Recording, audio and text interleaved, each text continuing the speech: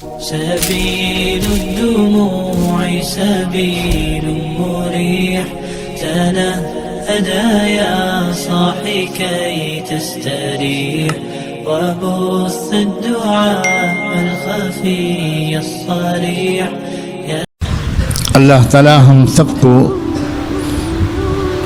عمل کی نیت سے سننے اور پھر بھرپور طریقے پر عمل کی توفیق عطا کرے. اس حدیث میں آپ نے ارشاد فرمایا ایاکم والظن. سب سے پہلے آپ نے اس پوری حدیث میں کچھ چیزوں سے آپ نے منع فرمایا ہے. اور پھر سب سے پہلے آپ نے فرمایا دیکھو بدگمانی کی عادت چھوڑ دو. اللہ کی پناہ یہ بدگمانی کی بیماری کروڑوں انسانوں کو ترقیوں سے روکے ہوئے.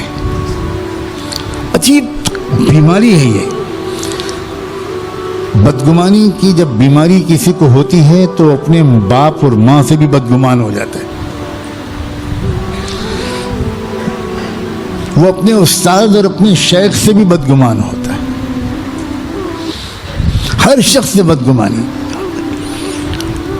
کسی شخص کو اچھے سے اچھا کام کرتا ہوا وہ انسان جب دیکھتا ہے جس کے مزاج میں بدگمانی ہے تو وہ اس شخص کو اچھے سے اچھے کام کے کرنے کے پیچھے بھی وہ بدگمانی کی گنجائش نکال لیتا ہے کہ یہ تو اصل میں اس لیے کر رہے ہیں,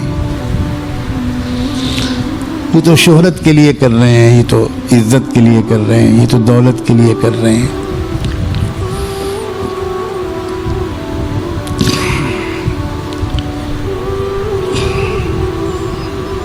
اتنی خطرناک بیماری ہے یہ کہ جس انسان کے اندر بدگمانی کی بیماری ہو میں قسم کھا کے عرض کر سکتا ہوں اس کی اصلاح نہیں ہو سکتی. یہ وہ بیماری وہ درست نہیں ہوگا جب تک یہ بیماری نہیں جائے گی. اس کو جو مشورہ دیا جائے گا اس کی اصلاح کے لیے وہ اس کے بارے میں بھی بدگمانی ہی کرے گا. تو کیسے اصلاح ہوگی؟ نیک سے نیک انسان کو وہ انسان اس کے اندر وہ برائی ہی تلاش کرے گا. اسی لیے سب سے پہلے جو اللہ کے رسول صلی اللہ علیہ وسلم نے جن چیزوں سے اپنے اس ارشاد میں روکا وہ ہے بدگمانی. اور اس کے بارے میں فرمایا فَإِنَّ الظَّنَّ أَكْذَبُ الْحَدِيثِ کہ کسی کے بارے میں کچھ سوچنا گمان کر لینا یہ اکذب الحدیث ہے. اس سے بڑھ کر کوئی جھوٹی بات ہی نہیں ہو سکتی. یہ فرما رہے ہیں اللہ کے رسول. کیا ہم کو اللہ کے رسول کی بات پر یقین نہیں؟ ہم کسی کے بارے میں کوئی رائے قائم کرتے ہیں اور ہم کو بڑا اطمینان ہوتا ہے کہ میری رائے بالکل صحیح ہے, میں بہت مخلص ہوں, میں بہت صاحب نظر ہوں, میں خوب سمجھتا ہوں. اللہ کے رسول کہہ رہے ہیں ہر گمان دنیا کا سب سے بڑا جھوٹ ہے اور بندہ کہہ رہا ہے کہ میری رائے بالکل درست ہے. آپ بتائیں اس میں اللہ کے رسول کی بات کا جھٹلانا شامل نہیں؟ کتنی خطرناک بات ہے.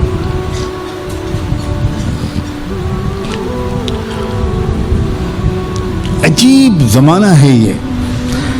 ہر قدم پر ہماری جو نظر کسی پر پڑتی ہے منفی ہی پڑتی. کسی کے بارے میں حسن ظن رکھنا, محبت سے اس کو دیکھنا, اس کی قدر کرنا, اچھا گمان کرنا, یہ بالکل جیسے اٹھ گیا ہے.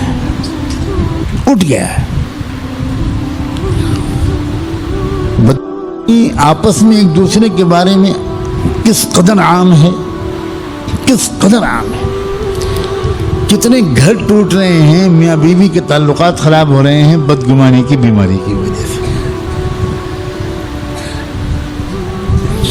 کتنے جھگڑے, کتنے قتل, کتنی مقدمے بازیاں، کتنے فسادات ہو رہے ہیں بدگمانی کی وجہ سے، جماعتیں ٹوٹ رہی ہیں بدگمانی کی وجہ سے، ادارے ٹوٹ رہے ہیں بدگمانی کی وجہ سے، امت ٹوٹ رہی ہے بدگمانی کی وجہ سے۔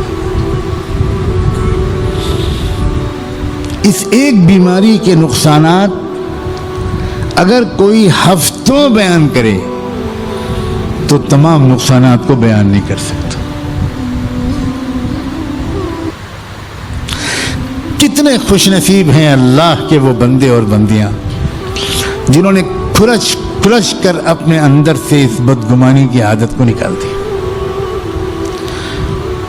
سب کے معاملے کو اللہ پر چھوڑنا، اپنی طرف سے سب کے ساتھ اچھا گمان کرنا، کیونکہ ہم کسی کے ذمہ دار نہیں ہیں، ہم کسی کے ٹھیکیدار نہیں ہیں، اور سب کا معاملہ اللہ سے براہ راست ہے جو بہت رحمان اور رحیم ہے۔ اللہ رحیم صرف میرے لیے نہیں ہے، اللہ رحیم سب کے لیے۔ اتنی سی بات اگر سمجھ میں آ جائے، ہر شخص یہ مانتا ہے کہ اللہ بہت غفور و رحیم ہے، لیکن اندر یہ چھپا ہوا ہے کہ میرے لیے ہے، اس لیے میں کچھ بھی کرتا رہوں اللہ معاف کر دیں گے، لیکن فلاں صاحب اللہ ان کو نہیں بخشیں گے، فلاں صاحب تو ایسے ہیں، میں تو پہچانتا ہوں، صاحب نظر ہوں، بہت سمجھدار، دیکھنا ان کا انجام کیا ہوگا۔ کہاں تک جاتا ہے بدگمانی کا اس کے اثرات۔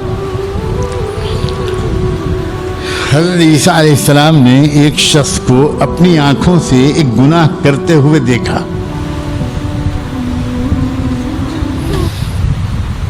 اس وقت کچھ نہیں کہنا مناسب سمجھا۔ بعد میں حضرت عیسیٰ علیہ السلام نے اس سے کہا کہ بھائی تم فلاں گناہ کر رہے تھے؟ تو اس نے کہا کہ نہیں، بالکل نہیں، میں نے تو وہ گناہ نہیں کیا۔ عیسیٰ علیہ السلام نے فوراً کہا تم سچ کہتے ہو، میری آنکھوں نے غلط دیکھا تھا، تم سچ کہتے ہو۔ اللہ اکبر۔ ایمان کی جو حقیقت دل میں اترتی ہے تو انسان دوسروں کے بارے میں فوراً عذر تلاش کرتا ہے، یہاں تک کہ اپنی آنکھوں کو جھٹلا دیا عیسیٰ علیہ السلام۔ یہ وہ تعلق ہے جو دو ایمان والوں کو ایک دوسرے سے جوڑ دیتا ہے۔ بدگمانی کی عادت رہتے ہوئے ایک گھر میں جوڑ نہیں پیدا ہو سکتا، ایک قوم میں کیسے جوڑ پیدا ہو، ایک امت میں کیسے جوڑ پیدا ہو۔ شاگرد استاد سے بدگمان، استاد شاگرد سے بدگمان، جس کے ہاتھ پر بیعت کی، جس کو اپنا شیخ مانا، ہم اس سے بدگمان۔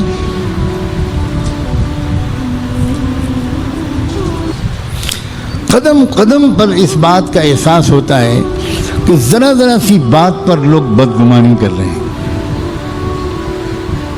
ہاں، یہ جو تکیہ میرے پیر کے نیچے لگتا ہے، ایک صاحب کی نگاہوں سے مجھے محسوس ہوا کہ بڑے غور سے بیان سننے سے زیادہ وہ تکیے کو دیکھ رہے ہیں، اور ایسا ان کو لگ رہا ہے کہ یہ شاہجہاں اور جہانگیر کی اولاد ہیں کیا؟ یہ خانقاہ میں بھی تخت شاہی لگتا ہے جس میں ان کے ماشاءاللہ نرم و نازک پیروں کے نیچے تکیہ رکھا جاتا ہے۔ اب وہ کریں واہ ماشاءاللہ، ہمارے یہ جو بزرگ ہوتے ہیں یہ بھی کتنے عیاش ہو گئے، اب وہ بیان سن رہے ہیں اور میری اصلاح کی فکر میں ڈوبے ہوئے، اللہ ان کو بہت جزائے خیر۔ بعد میں نے ان کو بلوایا، اللہ کرے یاد نہ آئے جس کے ذریعے میں نے بلوایا تھا اس کو، بلواتے تو میں بہت سے لوگوں کو، ورنہ تم بھی بدگمان ہو جاؤ۔ وہ صاحب آئے، میں نے ان سے کہا کہ بھائی کچھ آپ کو پیروں کے نیچے کے تکیے کے بارے میں تھوڑا اشکال ہے؟ اب ایک دم گھبرا گئے، جی حضرت نہیں۔ میں نے کہا میں بند کمرے میں پوچھ رہا ہوں آپ سے، میں وہاں پہ بھی پوچھ سکتا تھا مجلس میں بھی،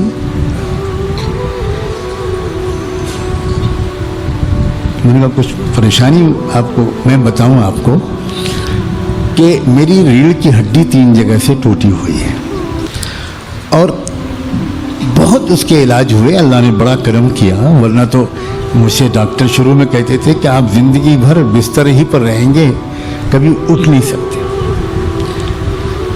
تو میرے معالجوں ڈاکٹروں نے مجھے باقاعدہ میڈیکل حساب سے ایک کرسی بھی خود ڈیزائن کر کے دی کہ ایسی کرسی پر آپ بیٹھیں اور کبھی بھی پیر اس پر نہ رکھیں، تکیے پر رکھیں، بلکہ اتنی اس سائز کا ہونا چاہیے، ایسا لمبا چوڑا ہونا چاہیے، اس اونچائی کا ہونا چاہیے، اس پر پیر رکھیں اور پیر بھی سیدھے نہ رکھیں، اکثر آپ ایسے بیٹھیں کہ ایک پیر دوسرے پیر کے اوپر رکھیں۔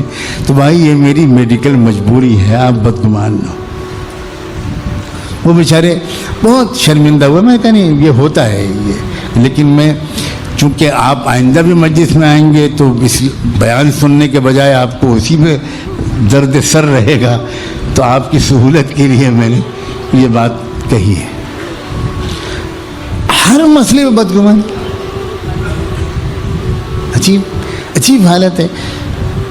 اب ایسی صورت میں آپ بتائیں مجھے کیا فائدہ ہوگا، کیا نفع ہوگا؟ اور اسی طرح کیا کیا مثالیں میں آپ کو دوں، اس ایک مثال سے سمجھ جائیے کہ کیا حالت ہے۔